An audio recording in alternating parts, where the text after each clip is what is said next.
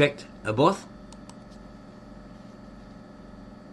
Fathers of the Synagogue, Ethics, Chapter 1. Mishnah A. Moses received the law on Sinai, Mount Sinai, and delivered it to Joshua. Joshua in turn handed it down to the elders, not to the 70 elders of Moses' time, but to the later elders who have ruled Israel, and each of them delivered it to his successor. From the elders it descended to the prophets, beginning with Eli and Samuel, or Eli and Samuel, and each of them delivered it to his successors until it reached the men of the great assembly. The last name originating 3 maxims: be not hasty in judgment. Maybe that's what that was, with that band-aid or that piece of whatever covering it. It was not hasty. Be not hasty in judgment, bring up many disciples, and erect safeguards for the law. Tosefta Aboth of Nathan. Maybe that's Rabbi Nathan. Moses was sanctified in the cloud and received the Torah, the book of instructions, from Sinai, as it is written, Exodus 24:16. And the glory of the Lord abode upon Mount Sinai, which means on Moses. For what purpose? To purify him. This occurred after the 10 commandments had been given. So says Jose the Galilean. Akiba, however, says it is written, and the cloud covered it 6 days. This refers to the mountain before the 10 commandments had been given, and this is what is written further on. And he called unto Moses the 7th day out of the cloud. For what purpose? Only to confer honour upon him. Said Nathan, or Rabbi Nathan, why did Moses stay the entire 6 days? Okay, so here it has a footnote indication, and underneath it says chapter 1 of the original, probably of the original Tosefta Aboth.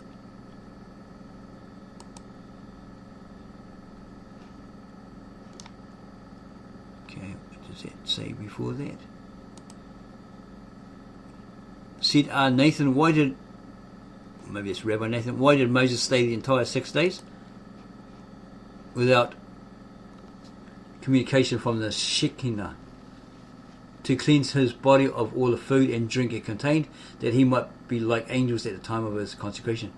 Said Rabbi Matthiah be Heresh to him, Rabbi, all this stated above was done only to overawe him, that he might receive the words of the Torah with awe, terror, fear, and trembling, as it is written. Psalms 2:11. Serve the Lord with fear and rejoice with trembling. It happened that Rabbi Josiah and Rabbi Matthiah the Heresh were both sitting and studying the law. Rabbi Josiah then departed to attend to worldly affairs. Said Rabbi Matthiah to him, Rabbi, what doest thou gain by forsaking? What do you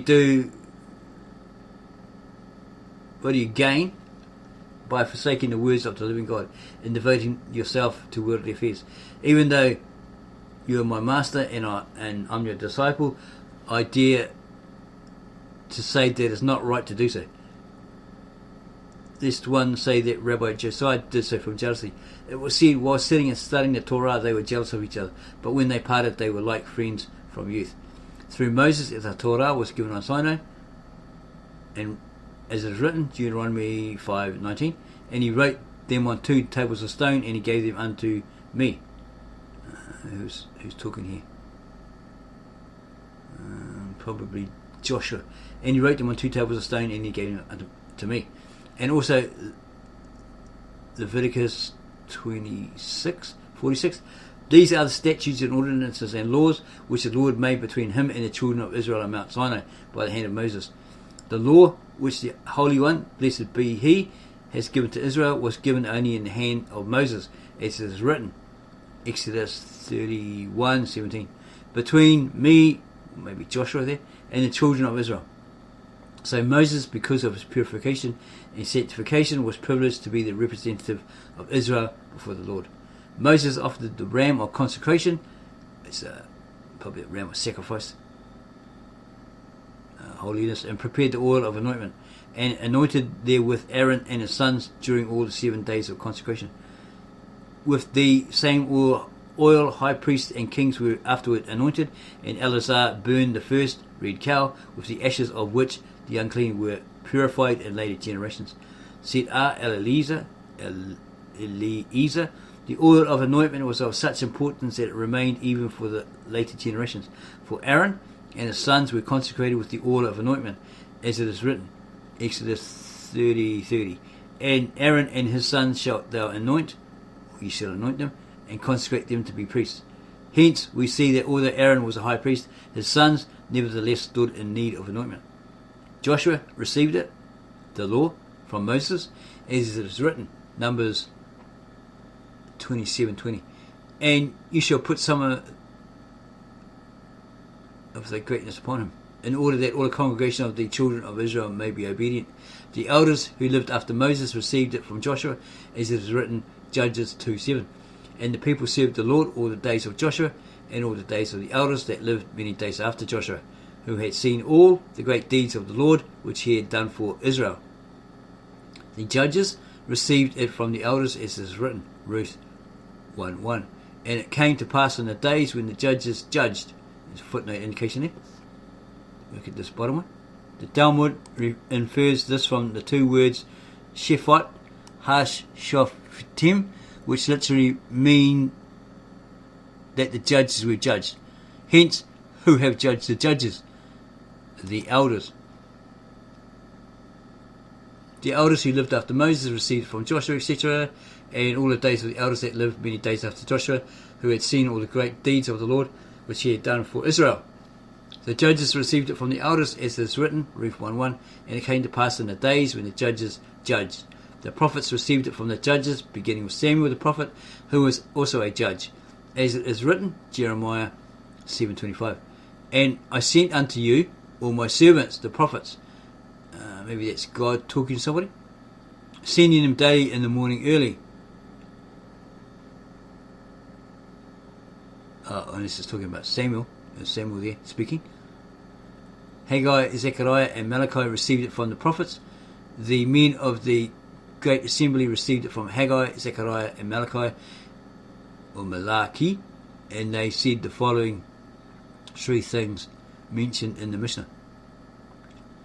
Then again, that could be the word that they covered there, right? Because they had the 8 right on the end of it. With that band-aid. Be deliberate in judgment. Yeah, that's probably what it was. Yeah, we realise that's probably exactly what that was. Deliberate. The word deliberate. How so? It means a man shall be slow in his judgment, for he who is slow is deliberate, as it is written. Proverbs 25:1.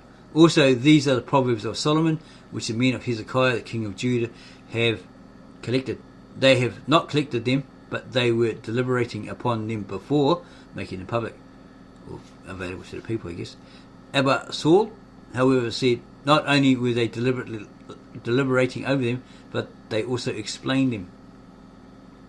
Formerly it was said the books of Proverbs, Song of Songs and Ecclesiastes were hidden because they are only parables and do not belong to the hagiographa, the men of the great assembly. However, came and explained them as it is written, Proverbs 7:7-20. And I beheld, I looked among the simple ones, I discerned among the youths a lad void of sense. He detected, he noticed among the youths a lad, is like concerned, right? Void of sense, etc.